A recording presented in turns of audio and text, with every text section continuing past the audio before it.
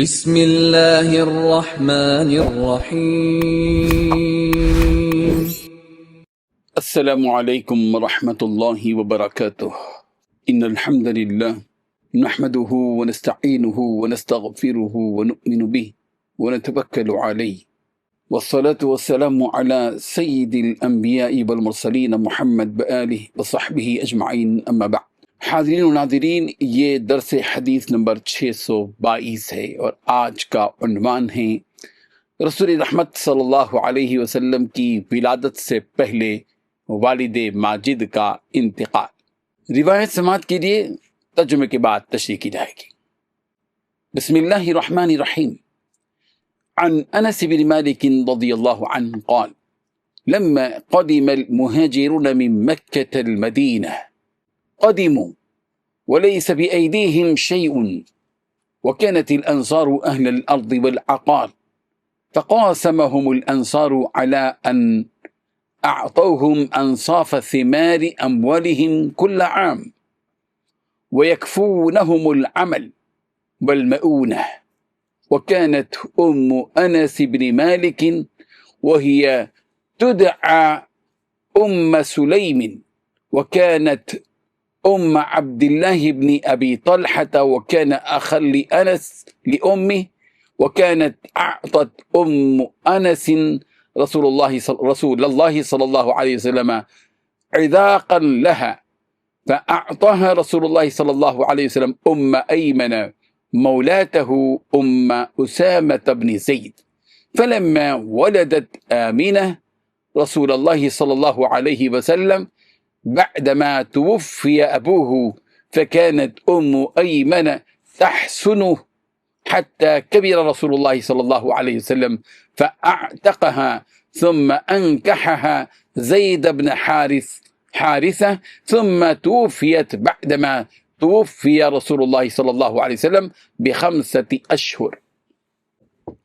ترجمہ یوں ہے، حضرت انس بن مالک رضی اللہ عنہ بیان کرتے ہیں کہ جب مہاجرین مکہ مکرمہ سے مدینہ منورہ تشریف لائے تو ان کے پاس کچھ بھی نہیں تھا، اور انصار زمین اور جائیداد کے مالک تھے۔ انصار نے مہاجرین کے ساتھ اس طرح تعاون کیا کہ ہر سال اپنی ملکیت کے پھلوں کا آدھا حصہ انہیں دینے، مہاجرین کو دینے، اور ان کی محنت اور اخراجات کا بوجھ خود اٹھانے پر آمادہ ہو گئے۔ اللہ اکبر۔ حضرت انس بن مالک رضی اللہ عنہ کی والدہ، جنہیں سلیم کہا جاتا تھا، اور جو حضرت عبداللہ بن ابی طلحہ کی والدہ تھیں، اور وہ حضرت انس رضی اللہ عنہ کے مادری بھائی تھے، انہوں نے اپنے کھجور کے درختوں میں سے کچھ درخت رسول اللہ صلی اللہ علیہ وسلم کو دے دیے۔ رسول اللہ صلی اللہ علیہ وسلم نے وہ حضرت ایمن رضی اللہ عنہ کو دے دیے، جو آپ علیہ الصلوۃ والتسلیم کی آزاد کردہ خادمہ حضرت اسامہ بن زید رضی اللہ عنہ کی والدہ تھی۔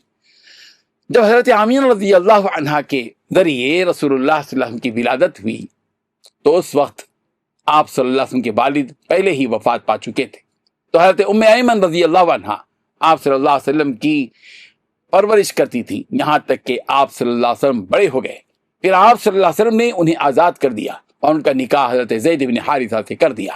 پھر رسول اللہ صلی اللہ علیہ وسلم کی وفات کے 5 ماہ بعد حضرت ایمن رضی اللہ عنہ بھی وفات پا گئی۔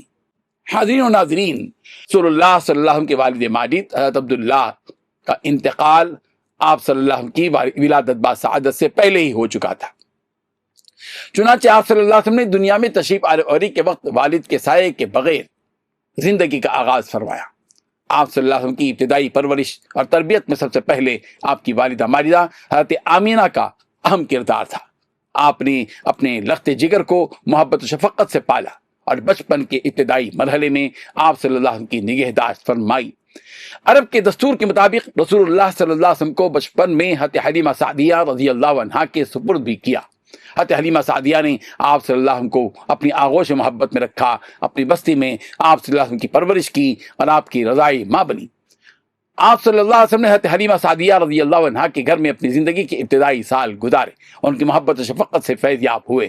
اس طرح آپ صلی اللہ علیہ وسلم کی پرورش کے مختلف مراحل میں اللہ تعالیٰ نے محبت کرنے والی اور خدمت گزار ہستیوں کا انتظام فرمایا۔ حضرت حلیمہ سعدیہ رضی اللہ عنہا کے بعد رسول اللہ صلی اللہ علیہ وسلم اپنی والدہ ماجدہ حضرت آمینہ کی آغوش میں رہے۔ حضرت آمینہ نے اپنے لخت جگر کی پرورش نہایت محبت و شفقت سے فرمائی۔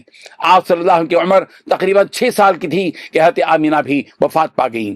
یوں رسول اللہ صلی اللہ علیہ وسلم نے بچپن ہی میں والد محترم اور پھر والدہ ماجدہ دونوں کی جدائی کا صدمہ برداشت کیا۔ اس کے بعد آپ صلی اللہ علیہ وسلم کی کفالت آپ کی دادا حضرت عبد المطلب نے فرمائی، اور ان کے انتقال کے بعد آپ صلی اللہ علیہ وسلم کے چچا حضرت ابو طالب نے آپ کی سرپرستی کی۔ اسی ابتدائی دور میں حضرت ام ایمن رضی اللہ عنہا بھی رسول اللہ صلی اللہ علیہ وسلم کی نگہداشت اور خدمت سے وابستہ رہیں۔ وہ آپ صلی اللہ علیہ وسلم کے ساتھ رہیں اور آپ کی دیکھ بھال کرتی رہیں یہاں تک کہ آپ صلی اللہ علیہ وسلم بڑے ہو گئے۔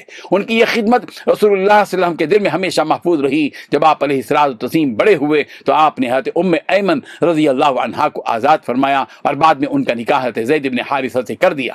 اس سے رسول اللہ صلی اللہ علیہ وسلم کے احسان شناسی، وفاداری اور اپنے محسنین کے ساتھ حسن سلوک کا اندازہ ہوتا ہے۔ رسول اللہ صلی اللہ علیہ وسلم کی ابتدائی زندگی کا یہ پہلو نہایت سبق آموز ہے کہ اللہ تبارک و تعالیٰ نے آپ صلی اللہ علیہ وسلم کو ظاہری طور پر یتیمی اور پے در پے جدائیوں سے گزارا، لیکن ہر مرحلے میں آپ نے اپنی خاص حفاظت اور نگہبانی میں ظاہر بات ہے کہ اللہ تبارک و تعالیٰ نے ان کو رکھا۔ اور میں اللہ تعالیٰ فرمایا الم یجد کا یتیما فآوا، یعنی کیا اس نے آپ کو یتیم نہیں پایا پھر ٹھکانہ دیا۔ والد ماجد کی شفقت سے محرومی، پھر والدہ ماجدہ کی وفات، اور اس کے بعد دادا اور چچا کی کفالت، یہ تمام مراحل اس حقیقت کو نمایاں کرتے ہیں کہ رسول اللہ صلی اللہ علیہ وسلم کی حقیقی حفاظت اللہ تعالیٰ ہی کی طرف سے تھی۔ یہ واقعہ ماؤں اور تربیت کرنے والوں کے لیے بھی بڑا سبق رکھتا ہے۔ بچے کی شخصیت کی تعمیر صرف ایک فرد کی ذمہ داری نہیں، بلکہ والدین، رائی ماں، خاندان اور تربیت کرنے والے ہر شخص کا کردار اس میں شامل ہوتا ہے۔ اللہ تبارک و تعالیٰ ان حقائق کو سمجھنے کی توفیق عطا فرمائے، آمین۔ وآخر دعوانا ان الحمد للہ رب العالمین۔